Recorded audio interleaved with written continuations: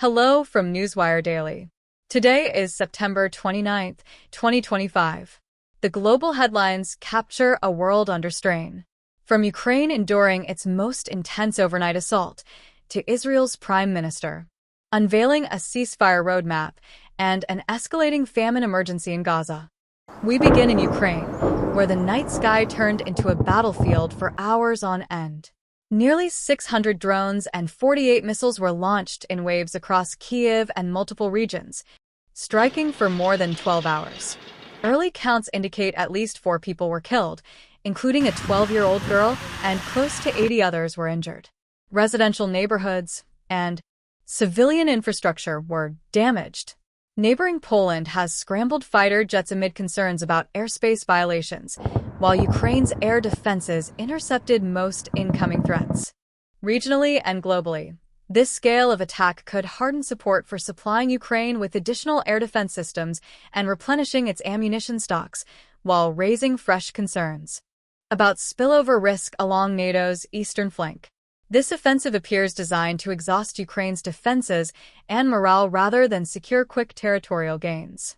It may also signal Russia's growing reliance on lower-cost drones to impose economic and psychological pressure on Ukraine. What do you think allies should prioritize next for Ukraine's defense? How should neighboring countries balance readiness with a risk of escalation? Turning to the Middle East, political calculations are shifting as a new proposal lands on the table. Israel's prime minister outlined a plan coordinated with Washington that calls for an immediate 48-hour halt to fighting, the return of all hostages, and a phased withdrawal of Israeli forces from Gaza. The reveal comes on the eve of high-profile talks in the United States billed as a final push for de-escalation. If advanced, the plan could open a path to wider negotiations and scaled-up humanitarian access. If it stalls, expectations and public fatigue may harden, complicating any future diplomacy. The plan represents a rare opening for diplomacy, but hinges on fragile trust and credible enforcement. Without broad acceptance, it risks joining a long list of failed initiatives. Should the proposal start with a longer pause to build confidence, or is a short initial window more realistic? What safeguards would you want to see to make any deal durable?